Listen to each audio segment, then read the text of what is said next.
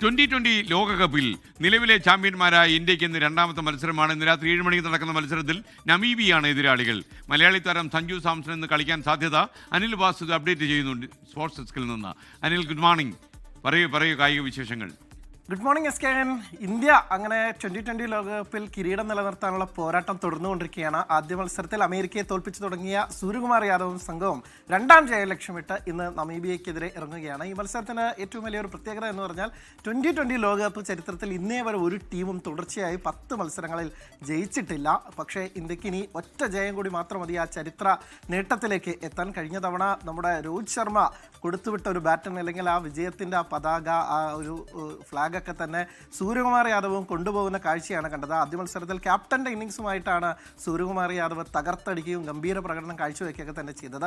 ഇന്നത്തെ മത്സരത്തിലേക്ക് വരുമ്പോഴും ഇന്ത്യക്ക് വലിയ ആശങ്കയില്ല. നമീബിയ അത്ര വലിയ ടീമൊന്നുമല്ല എന്നുള്ളത് തന്നെയാണ്. പക്ഷേ ഏറ്റവും വലിയ ശ്രദ്ധ നമ്മുടെ സഞ്ജു സാംസണ് ഇന്ന് അവസരം കിട്ടിയേക്കും എന്നുള്ളതാണ്.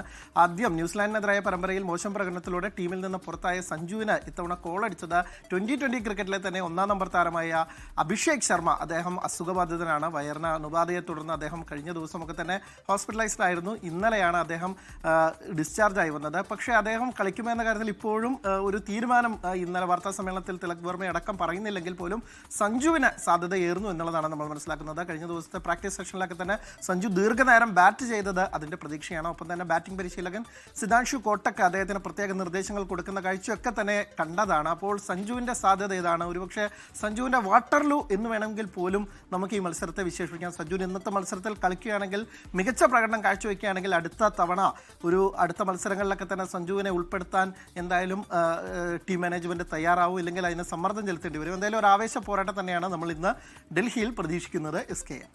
ലോകത്തെവിടെയായാലും ഏത് സമയത്തും 24 വാർത്തകളും ഓഗ്മെന്റഡ് റിയാലിറ്റി പാക്കേജുകളും എക്സ്പ്ലെയിനറുകളും വിശദമായി കാണാൻ ഞങ്ങളുടെ യൂട്യൂബ് ചാനൽ നിങ്ങൾക്ക് സബ്സ്ക്രൈബ് ചെയ്യാം.